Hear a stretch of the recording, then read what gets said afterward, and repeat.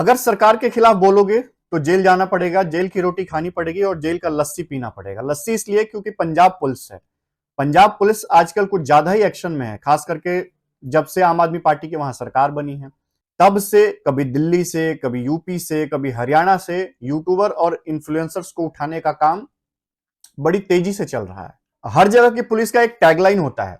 जैसे दिल्ली पुलिस का टैगलाइन है शांति, सेवा और न्याय। वैसे ही यूपी पुलिस का टैगलाइन है सुरक्षा आपका संकल्प हमारा। वैसे ही हरियाणा पुलिस का भी टैगलाइन है सेवा, सुरक्षा और सहयोग।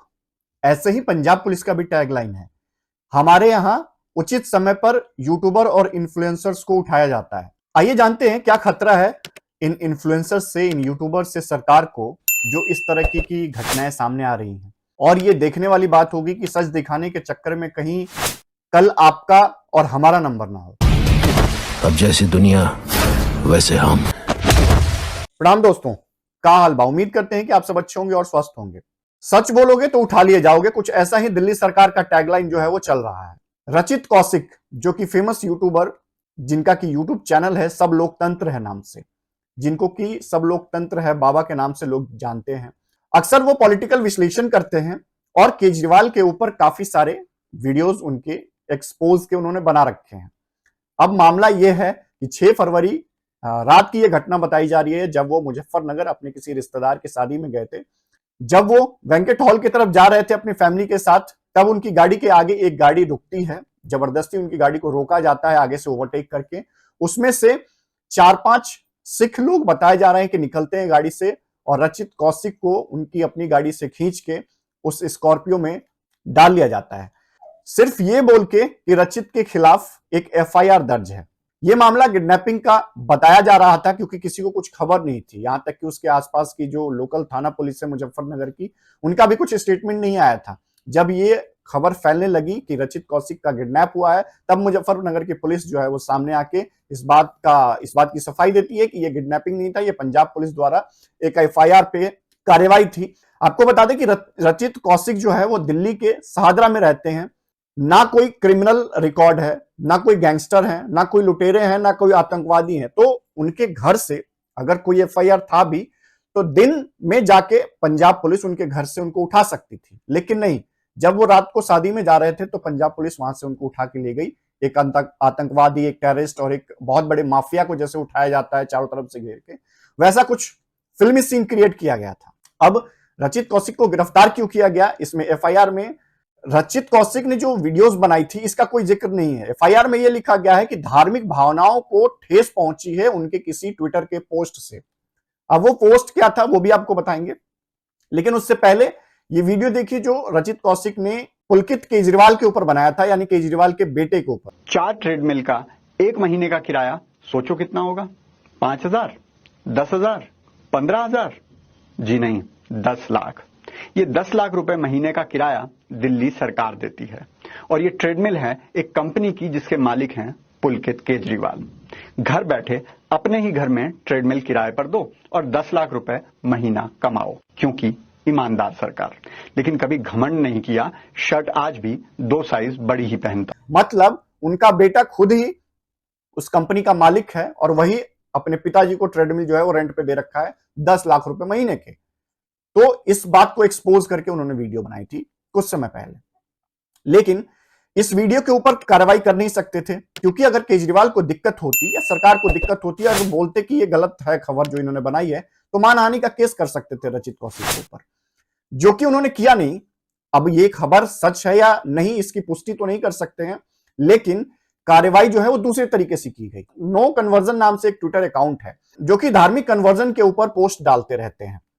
ये झांसा दिया जाता है कि बीमारियां ठीक हो जाती हैं, हालालुइया और पता नहीं छूने से कौन कौन सी बीमारियां सही हो जाएंगी। इस तरह की वीडियोस को एक्सपोज करने के लिए वो अकाउंट जो है पोस्ट डालते रहता है। वहां पंजाब में किसी पादरी ने चर्च के ये धार्मिक भावना मेरी आहत हुई कह के कंप्लेन कर दिया। अब पंजाब पुलिस ने ये केस रजिस्टर्ड कर लिया अननोन नाम के ऊपर, क्योंकि नाम का पता नहीं है कि उस ट्विटर को एक्चुअली चलाता कौन है। बाद में जो है पुलिस ने बोला कि ये रचित कौशिक का, हमने अपनी जांच में पाया है कि रचित कौशिक का ट्विटर अकाउंट है और इसी वजह से उनको उठाया गया है। हालांकि रचित कौशिक का आज तक उस पर कोई पोस्ट नहीं आया, इसकी कोई पुष्टि, कोई एविडेंस नहीं है कि वो अकाउंट जो है वो रचित कौशिक का है। लेकिन पुलिस जो है ये आधार किस बेसिस पे बना रही है? वो जो ट्विटर अकाउंट है, एक्स अकाउंट है, जो नो कन्वर्जन नाम से है, वो तरह तरह की वीडियोस अलग अलग से जो है वो शेयर करते रहते हैं। इसी दरमियान ये केजरीवाल वाला जो वीडियो था रचित कौशिक का, एक क्लिप उस अकाउंट से पोस्ट किया जाता है या रीट्वीट किया जाता है, और इसी को पुलिस ने आधार बनाते हुए कि ये रचित कौशिक की वीडियो पोस्ट हुई है, तो ये इस मीन्स की ये जो अकाउंट है वो रचित कौशिक का ही है। ये इल्जाम है, ये एफआईआर में दिया गया है कि धार्मिक भावनाओं को आहत पहुंचाएगी। धार्मिक जो भावनाएं हैं वो भी बड़ी अलग अलग तरीके से आहत होती हैं। जो बहुसंख्यक हैं उनके देवी देवताओं को गाली दे दिया जाता है, डेंगू मलेरिया सब बताया जाता है, तब किसी की धार्मिक भावनाएं आहत नहीं होती हैं। लेकिन जब अल्पसंख्यकों पे कुछ टिप्पणी, कुछ कमेंट आ जाता है, चाहे किसी ने भी किया हो, तो धार्मिक भावनाएं आहत हो जाती हैं बहुत जल्दी। खैर ये दूसरा चर्चा का विषय है। ये पंजाब पुलिस द्वारा किया गया पहला जो है वो किडनैपिंग नहीं था। पंजाब पुलिस ने मई 2022 में तेजिंदर बग्गा को भी दिल्ली से ऐसे ही उठाया था। अब बात यह रही कि दिल्ली पुलिस तो अरविंद केजरीवाल के हाथ में है नहीं, लेकिन पंजाब पुलिस उनके हाथ में है। भगवंत मान कठपुतली जो पोपट की तरह उनका हर इशारे पे नाचते हैं, तो इस वजह से पंजाब पुलिस जो है वो एक्टिव रहती है केजरीवाल के नाम पे। तो तेजिंदर बग्गा को भी उठाया गया था मई 2022 में।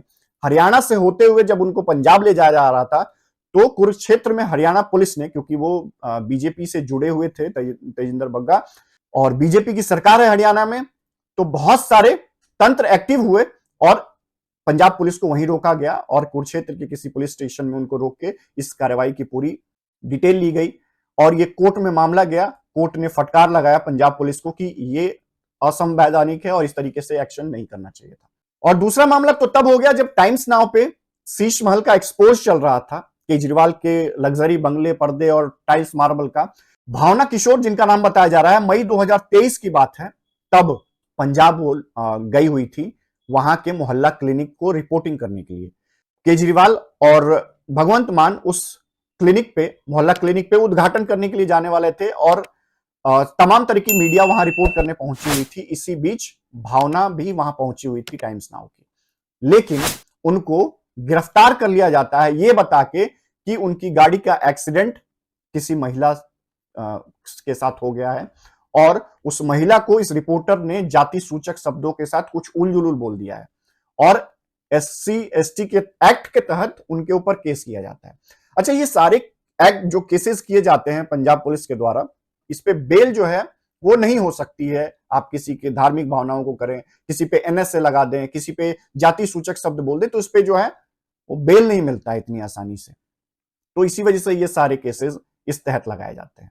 और तब भी हाई कोर्ट ने ये सख्त टिप्पणी की थी कि ये जो है वो नियमों के विरुद्ध उस रिपोर्टर को अरेस्ट किया जा रहा था और बाद में उस रिपोर्टर और उसके साथ उसके ड्राइवर को, उसके कैमरामैन को, सबको पुलिस ने 4 दिन के रिमांड पर रखा और बाद में हाईकोर्ट के ऑर्डर पे उनको छोड़ना पड़ा।